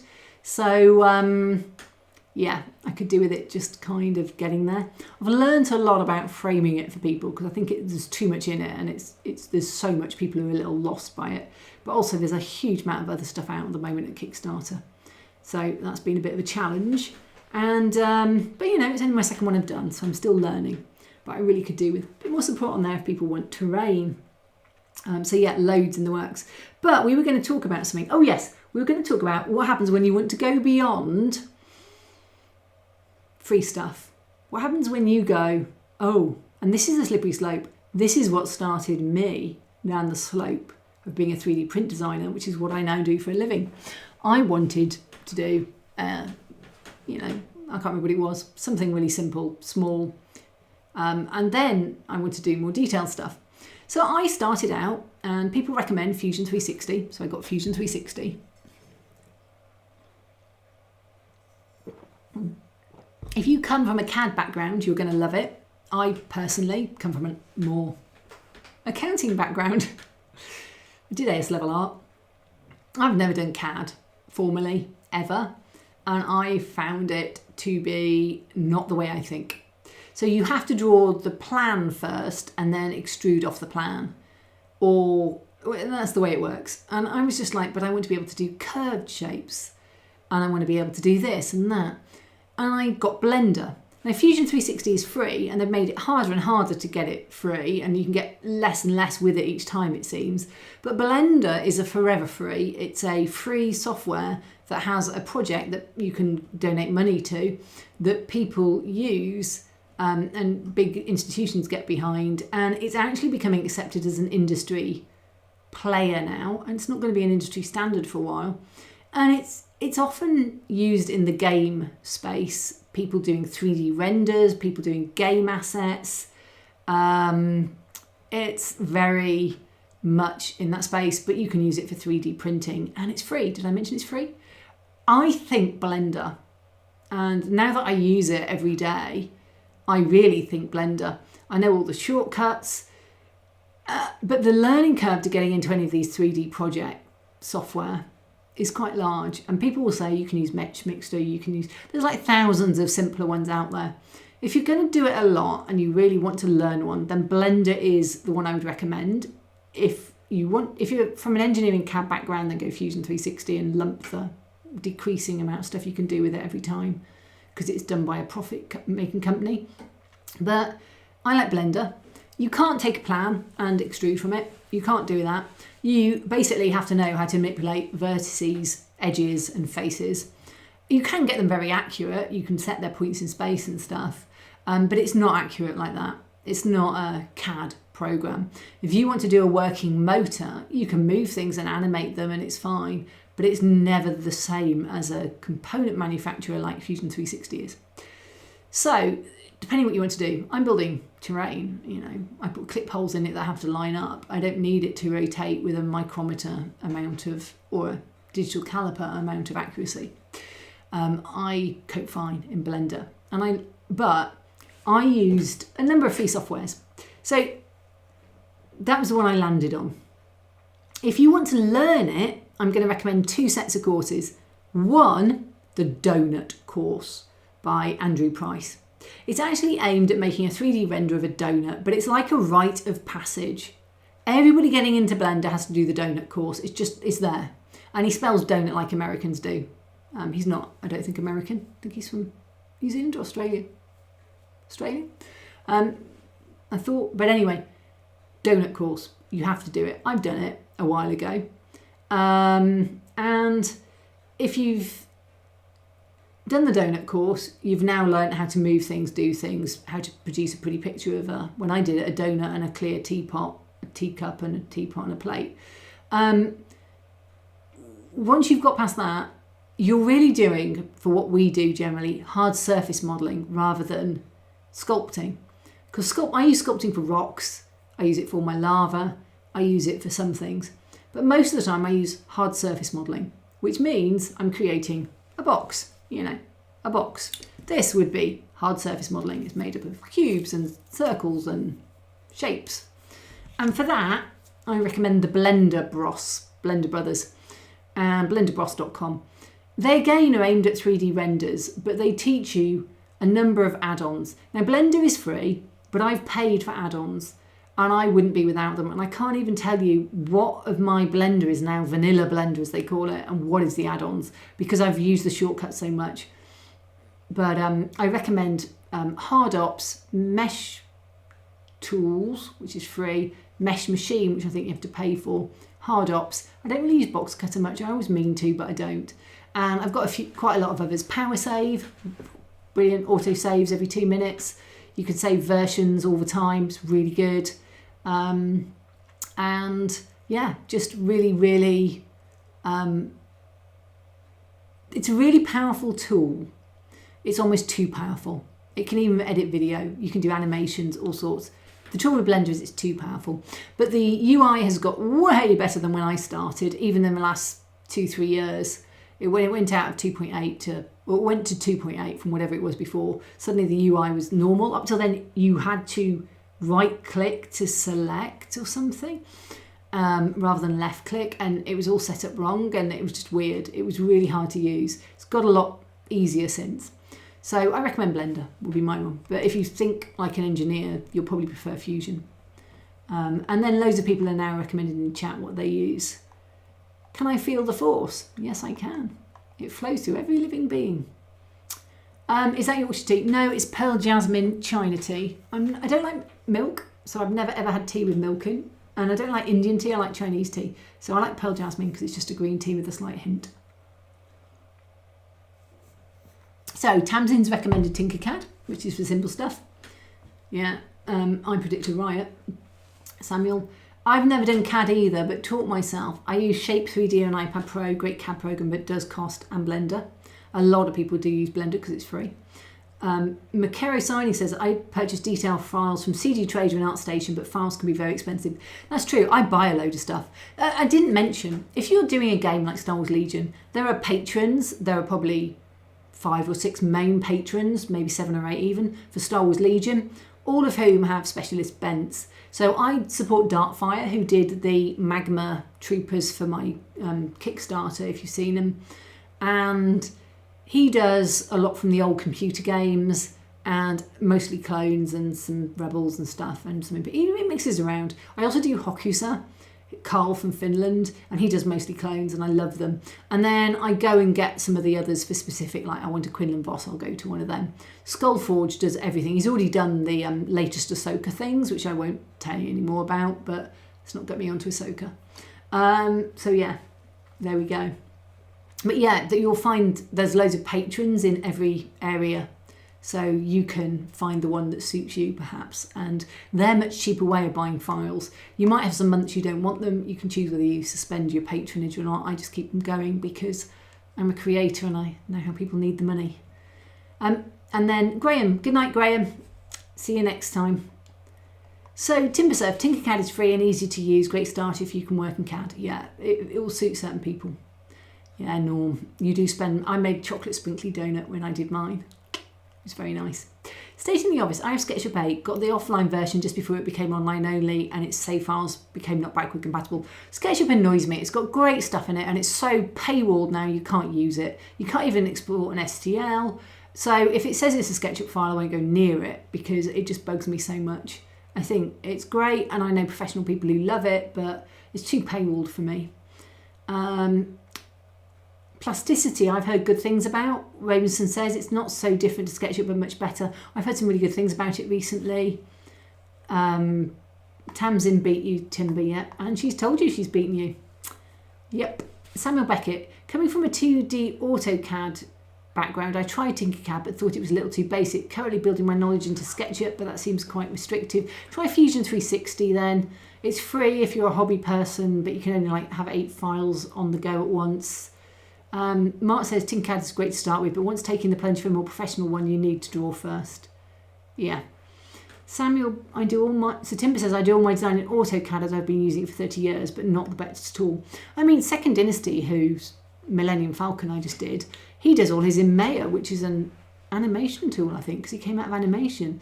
You can use some tools that aren't meant for it, as long as they can produce a manifold mesh. Some of them are harder than others. You can produce what you like. Maybe Freeway is your CAD, or when you want to pay a little bit more, maybe ZW3D is your CAD, says Raverson. Sorry, FreeCAD, not Freeway. Freeway is Cola. That sentence makes nothing, but anyway, FreeCAD. So I do recommend having a play on the different ones and seeing how you think, what way do you come from. If you've come from something before, I hadn't really had any design background at all, other than art design and graphic sort of stuff. But I did it at school, and it wasn't like this is graphic design as you do it now. There's no technical drawing. I went to a girls' school. I did AS level art. I did like the great classic painters and the most sculptural. Actually, I was a very sculptural person. I did paper sculpture for my AS level. Couldn't do A level. Couldn't fit the timetable in. But yeah,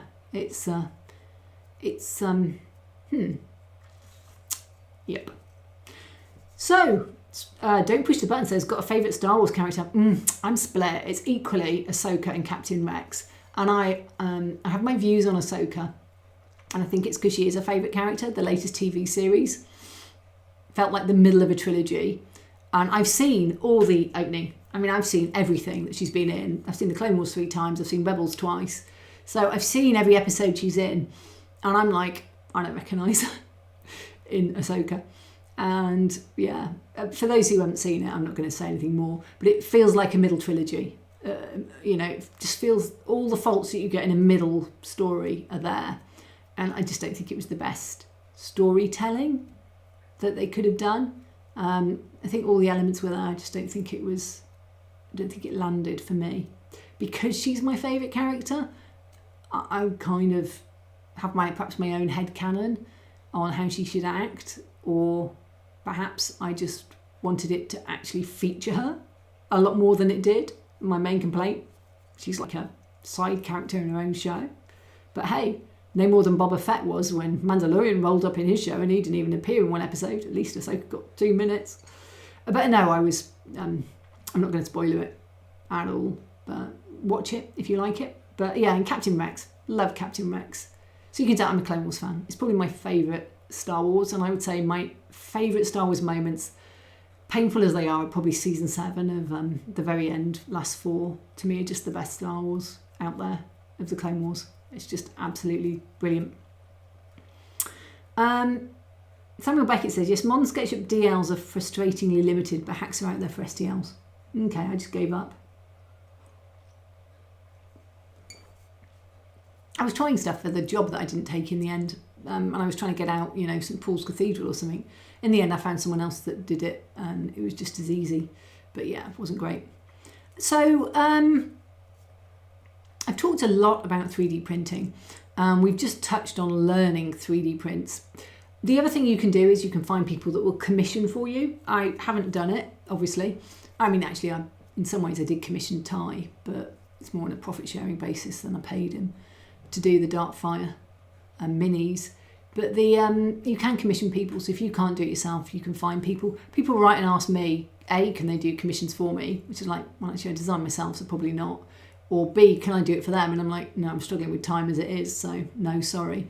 But there are definitely people out there who are happy to do it. You just have to find the way. And, there's sites like Fiverr, but they do value good artists, I think. So Raymondson says, when you want to make figurines or model something in more organic shape, ZBrush is very good, but it's not a CAD, it's 3D modelling. It's a little bit more expensive, but worth the money. So I don't have ZBrush, and I've often wondered about it because all of the good mini people use ZBrush, but it's like £1,000. I don't even know if that's annually or if that's a one-off. It's so expensive. Yeah, it's just so expensive. I can't justify it. I'm not making enough money to justify that. So much as I'd like a Bamboo Lab for the speed, I can't justify the money at the moment when I can put the same things and take longer on my little Neptune Pro 3 Pros. Yeah.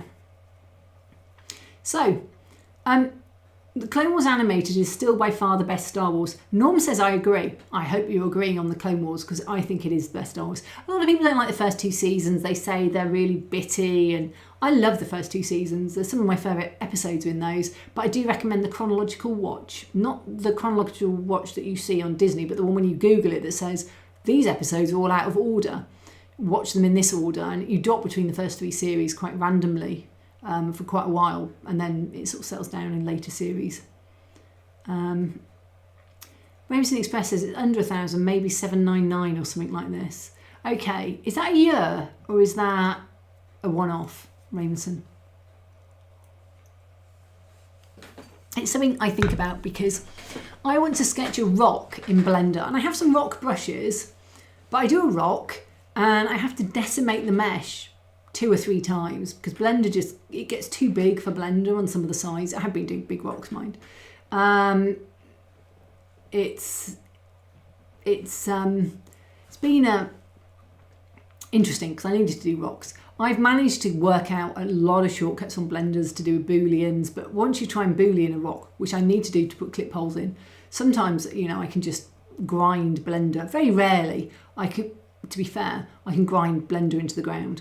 And I think it's because of the way it works with all the vertices. But if I decimate it out every now and then, it's good enough for a filament print. It probably actually is good enough for a resin print. But yeah.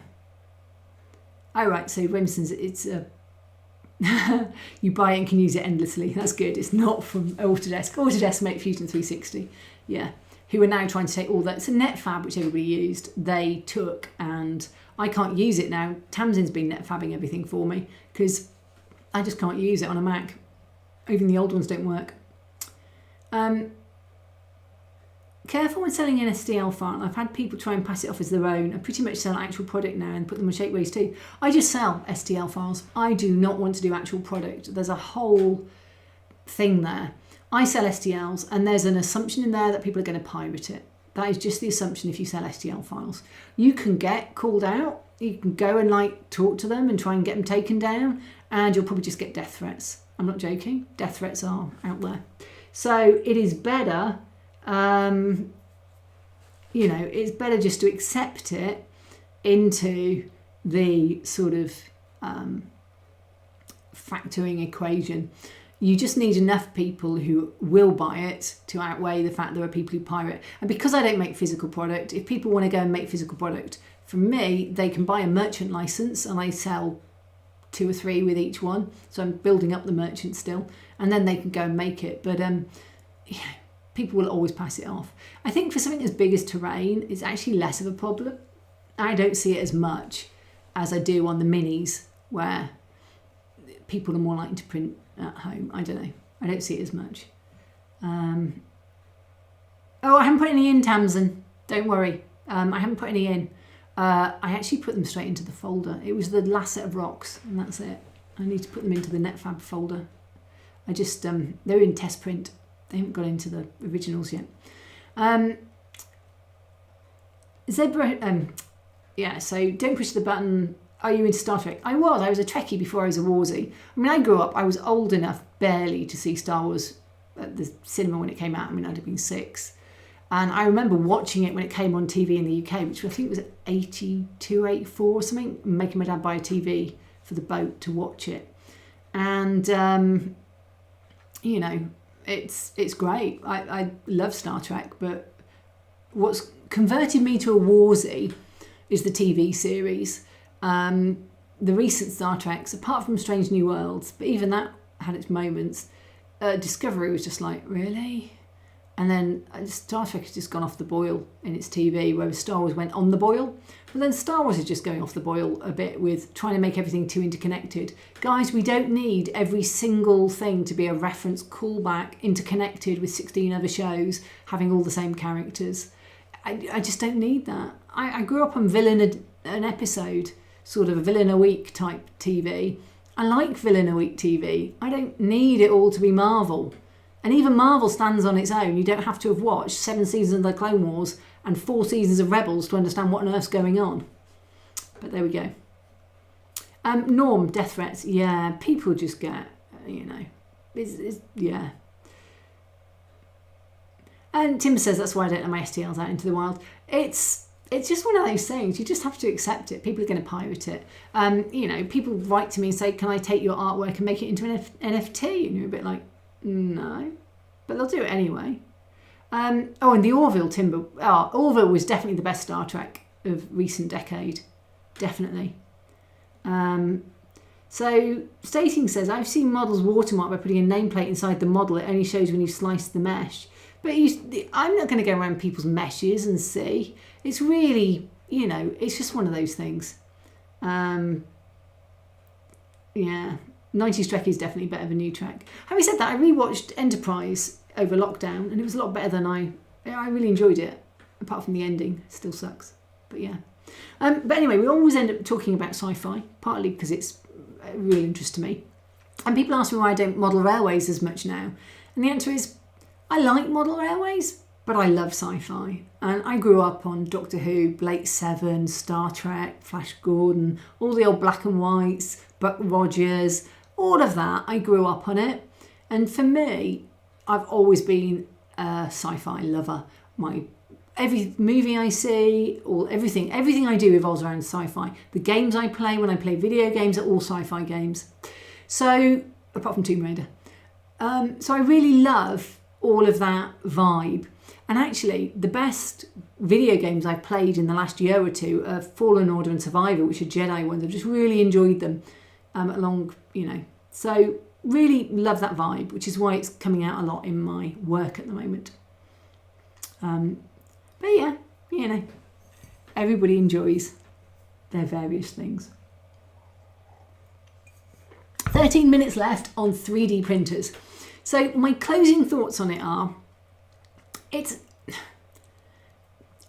don't get so scared you don't start it of resin printing. Just take obvious safety precautions, FDM, safer, but if you don't want to print big terrain pieces, resin might be more useful.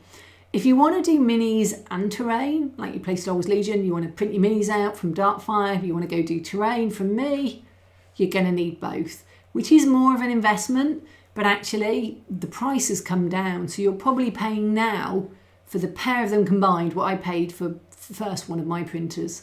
And it's becoming more and more accessible every year. There's still plenty of free, good STLs out there. You don't need to learn 3D printing software to do them. A lot of people use Mesh Mixer and some of the basic PC tools, which I don't know because I've got a Mac, to add different arms and legs to minis, and they do digital kit bashing and they print them then in one piece. And they don't have much 3D skill, they would say, but I'm always amazed how much they manage to sort just in basics of taking apart pieces other people have made and putting them back together in a different order. So you can certainly do an awful lot of stuff without a huge amount of computer knowledge. You will need a computer to slice your files up, to get them onto the printers and download them and buy them from the internet. So you do need a computer as well as your printers. But I think as technology gets better and better, the gap between computer and printer will get easier. Ravenson, Doctor Who, I'm still thinking about a method to make the TARDIS to appear and to disappear, but I have no idea how to realise it. I'm not going to solve that one in 11 minutes, I'm afraid. So Ross M says, best video game I played recently was Superliminal. Interesting. Basically Portal in a dreamscape. Oh, very interesting. I've not even heard of it.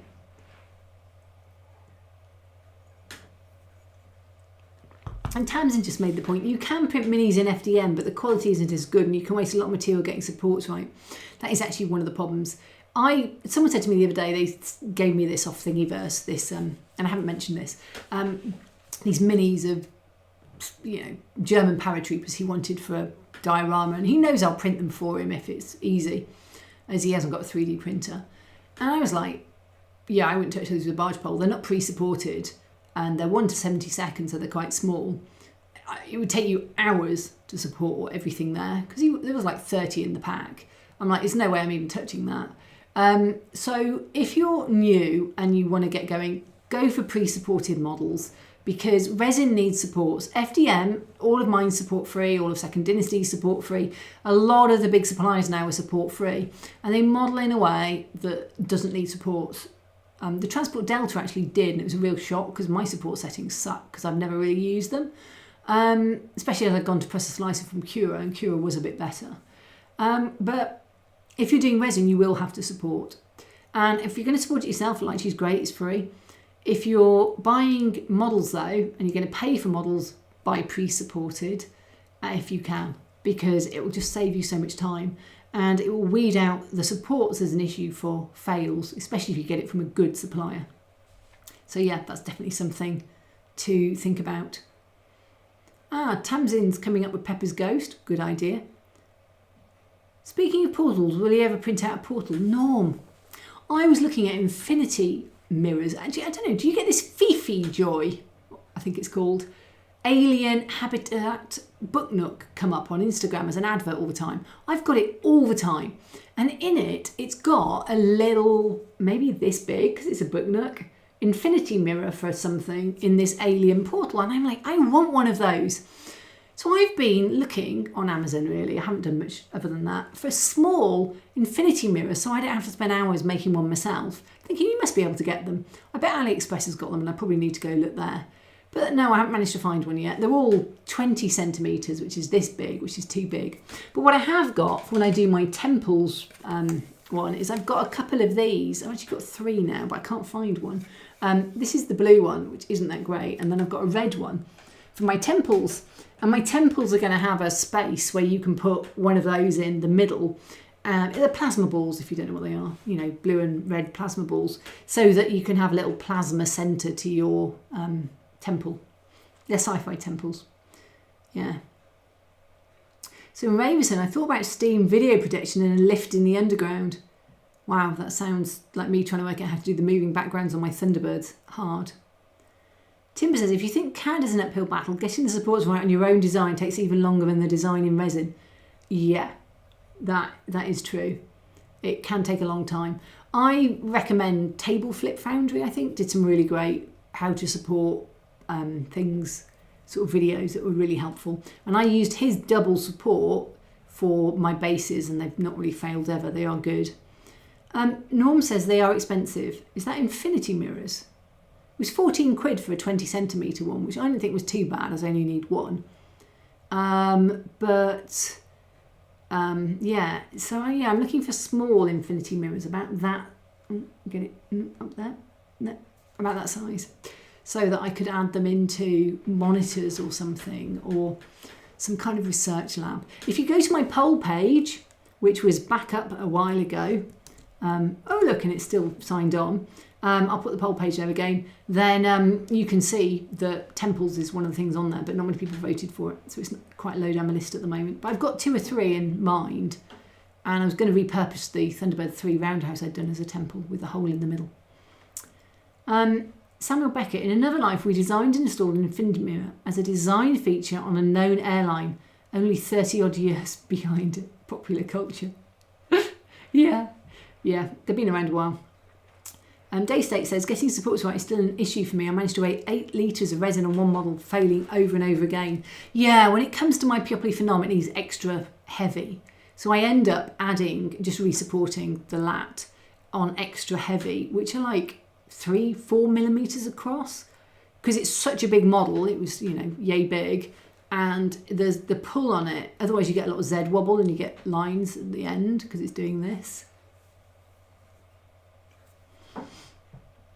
Mark says, it's not just for modelling, I've designed so many things around the house. Yeah, I used it to design all sorts of stuff in my railways for like point motors, supports and corner braces and all sorts of things.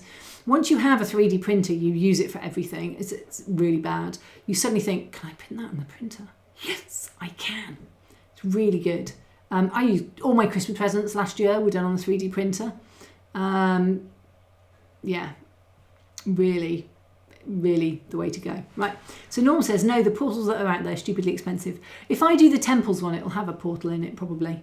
It may have a portal in the floor and a portal up, but I'd not really thought about portals, but now you've mentioned them, I will have some portals because I think they are really cool. But I'd need to find this small one, and it's all very well doing it on a YouTube video that is about my Kickstarter, but nothing for a Kickstarter can be designed with things that someone else needs to buy. It all has to be included within the Kickstarter. So it would probably be, this is a portal version, and then this is my amended version that I used this for. Would be how it would work. So yeah, they're out there. It's an idea. Pod races will probably come first. And if pod races do well, I might do asteroid races as well. So yeah, but I do like portals. I did watch every episode of Stargate years ago. Gosh, that was years ago. Was that 80s or 90s? I don't know. Gosh.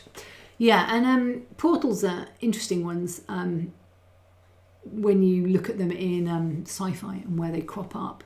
I tend not to do fantasy. Someone said with my lava, why didn't I do fantasy with it? Because, you know, it appeals. And I'm just like, because it's too broad and I need to keep it tight enough that I can cope with it. So it's sci-fi. But the spaceport is definitely going to have a Starfield-esque feel to some of it, because I'm busy going around screenshotting everything to death. I've got like 600 screenshots already from it of, here's a storage crate, here's another storage crate, I like this storage crate. That's how obsessive you get when you're modelling things. So yeah, it's cool. Right, any other questions on... Oh, I was getting an itchy nose towards the end of this. And my nose never itches except when I'm on a live stream. Any other questions on 3D printing in the last 3 minutes? All I would say is, I don't want to say it's changed my life. It's changed my life. Before I 3D printed, I used to have to buy everything, whereas now I can design my own. And it literally has changed my life. I now design 3D prints for a living, which is weird, and it's new. It's only really been this year.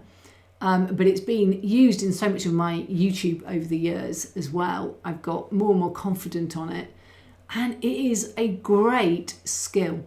I did a video on, is 3D printing cheating? Because people asked, was it cheating? People told me it's cheating occasionally. I see that comment out there. And all I would say is, if you think it's cheating, you've obviously never designed something, because it takes longer sometimes to do it in 3D print world than it does to just do one. The advantage for me is I can sell the STLs I've done, and it's repetitive, which if you're not as good at filing stuff as I, or cutting things straight, is at least more accurate as well. But definitely I'm going to go with it has changed my life, 3D printing in a big way. And I got my first one, I think in 2018. And I remember talking to Steve Flint about it on the Great Model Railway Challenge, and I went back and I bought one just after that. 2018 was that? Yeah. So I've only had one 5 years, and it has literally, and in that time, I've had 2 that have 3 that I've got rid of, as they've broken, all of them. That's 2 Anycubics and an Ender. And I've got 2 Marses, Elegoo Mars, 2 Elegoo Pros, an Elegoo Plus, a Prusser, a Whale, and a Peopoly Phenom. So at the moment I have 1, 2, 3, 4, 5 resin printers and 4 FDM, but I only actually use 2 of the resin printers. So yeah, there we go. So Ravenson's very unhappy that they cancelled SGU after only 2 seasons. That series has so much potential. Yeah, I liked it, and I really like the captain in that one. I see him crop up occasionally, and I'm like, yep, you're a great captain. Amazon Prime has the rights to Stargate, new series in the works with original production company. That's cool. They're also talking about remaking Babylon 5, which was and still is one of my all-time favourite sci-fi series, just classic. Mark Warren's right. He says you get great satisfaction designing it yourself. You do. And Tamsin says, there's no way I could have done my peach trees, atrium balconies without CAD and 3D printing. Tamsin, I'm looking forward to photos. Have you put some up anywhere? Really want to see that. And then, 10 o'clock. Norm's reminding me as a mod. Good show, Kathy. Thanks. Take care. Bye. Bye, Norm. And thank you again to my moderators, Timber, Norm and Digger, for keeping you all in order. And thanks, guys. Next time we'll either be talking about displays, if I have got myself in order. I doubt I'll have got much Thunderbirds done, so probably won't be talking about that either. The third option is talking about doing your hobby as a business. I kind of wondered about that, whether people would be interested in that or not. So if you are interested in that, let me know. Just drop it on social media or something. Anyway, thanks guys, thanks for coming, and I will see you all next month.